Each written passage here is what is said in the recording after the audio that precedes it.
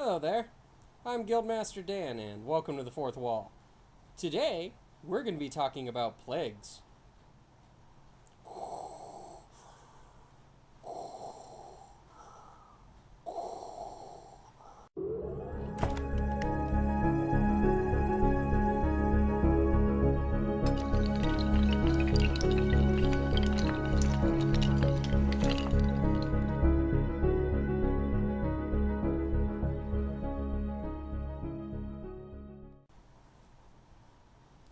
Now, plagues make for a very interesting role playing situation in that it's another situation similar to surviving on a deserted island where your players have to think outside the box. They have to be aware of their actions and they have to be careful because this is another very dangerous situation. In this situation, they can see a place that maybe they visited in the past and they've grown comfortable with, and they really can think of it in one sort of way. Well, when the disease starts to seep in, when the plague actually starts to take hold, and there's piles of bodies in the street, and there's profiteers taking advantage of the weakness of the society that is on the brink of crumbling under the weight of this contamination that is spreading, and the government is just clawing and scrambling to try and like keep the sick contained and keep it from spreading and keep the wealthy from becoming sick and just generally keep control of a panicking population.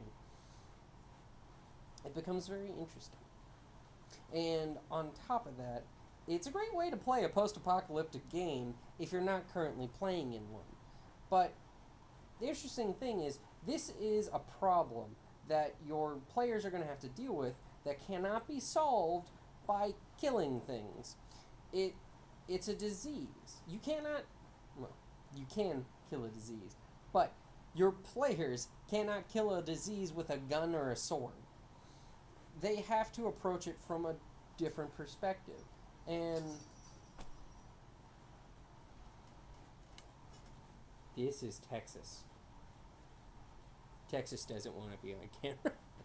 They need to come at this trying to decide how they're going to help in this situation. Are they going to look for a cure? Are they going to help keep the sick quarantined so that the disease can't spread? Are they going to help the church that is trying to ease the suffering of those that are sick? Are they going to help the people who have to take care of the dead? Or, are they going to try and steer clear? Are they going to try and get done with their business and just keep the hell away? Because this is a very dangerous thing that they're dealing with. Any of them could get sick at any time. It becomes a very different situation than what you normally see. And it's very intriguing, some of the reactions that you can get, especially when you start playing with that setting. For example, if your players decide they want to, maybe one of them has a spell, or one of them's a doctor, and they want to try and heal the sick. If nothing else, they want to ease their pain, or they want to try and cure them. Maybe they have a spell for remove disease, or maybe they have more advanced technology than the local population has, and they decide, let's give it a go. Let's just try and cure this disease. Sure, they go in, they start curing the disease. Maybe there's other people that are trying to cure the disease. Maybe there's a church in this plague-ridden city or nation that is monopolizing healing, and it does not appreciate these interlopers interrupting their divine work, which is both curing the sick and, of course, spreading the word of their religion. They'll heal anyone, cure their disease if they convert. Or let's get away from the magic. Maybe it's not something that can be cured magically. Maybe there are no magical people about. There are people who take advantage of this sort of situation. Opiate dealers.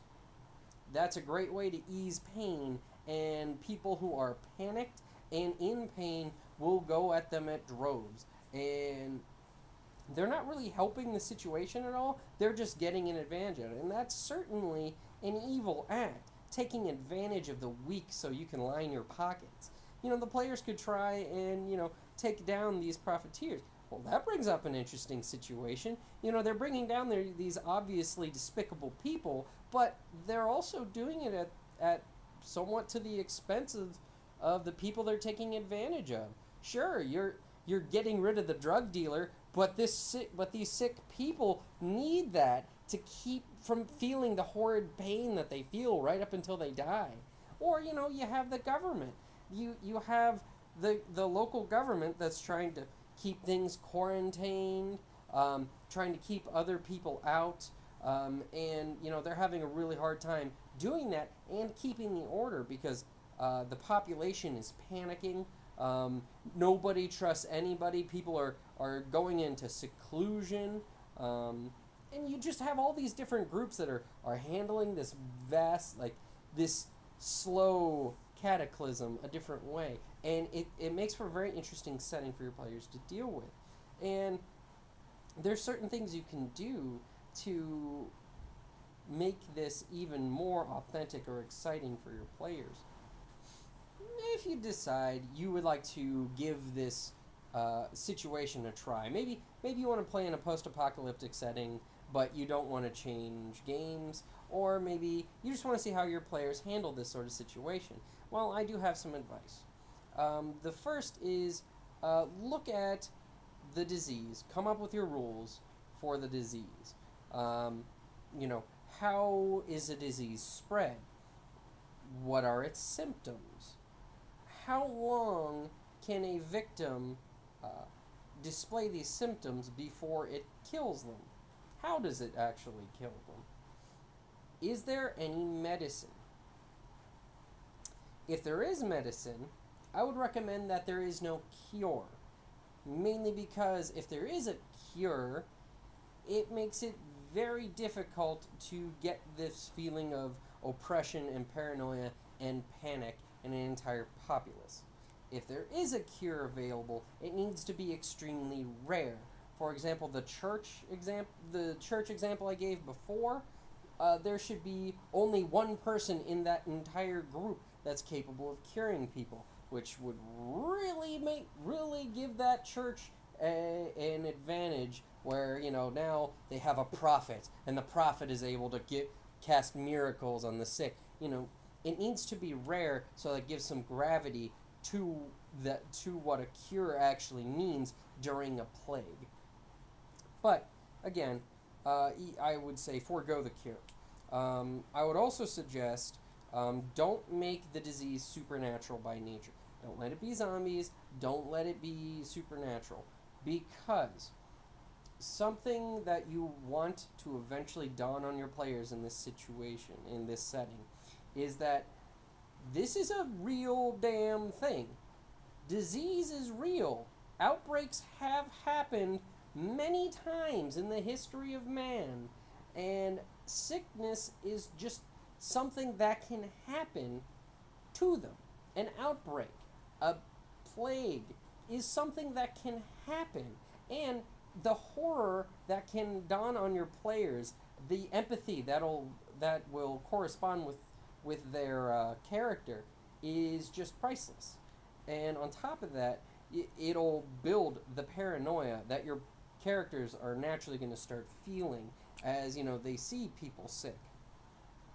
Great thing to do with that, to help nudge that realization and nudge that paranoia along, to really make them start to question the moral choices that they make in this setting, is have at least one of them start to display symptoms when they think they're safe.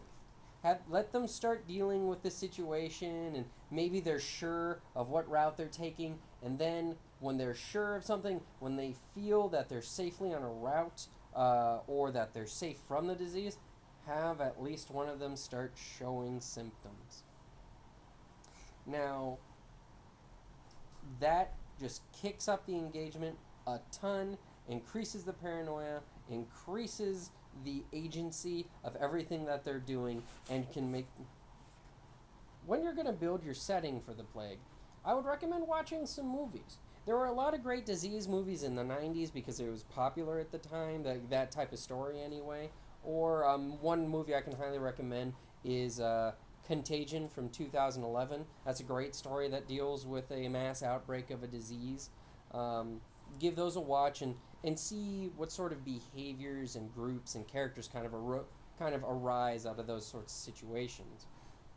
And you can get some inspiration from the whole zombie apocalypse thing, but mainly more with how people survive after society has crumbled. You know, you could probably draw some inspiration from those survivor stories. I would recommend The Walking Dead because it puts its focus more on the survivors and less on the zombie killing. You can get great story ideas and character ideas from those situations. But there are some questions you should ask yourself when building your setting, such as who's trying to stop the disease? And how are they trying to stop it? Are they quarantining everyone? Are they killing off the sick? Or are they trying to cure it? How are they trying to cure it? Are they doing a study? Or are they just trying whatever they can think of? Then who is profiting off of everybody's misery? Who can take advantage of the victims and the situation? People who have medicine, maybe, if you're in a corporate setting. That's very easy to do. Corporations or the opiates dealers I mentioned before are great. Certainly, looting would be rampant, and thieves would have an easy way to get rich quick. Then on top of that, how are the uninfected handling the situation? How are they handling? Are they sorrowful? Are they panicked? Are they paranoid and secluded and xenophobic right now? How are they handling it? How is the government reacting? How is the king or the governor handling the situation? How bad is the plague along at this point? Is it well established? Are the death tolls just starting to really ramp up?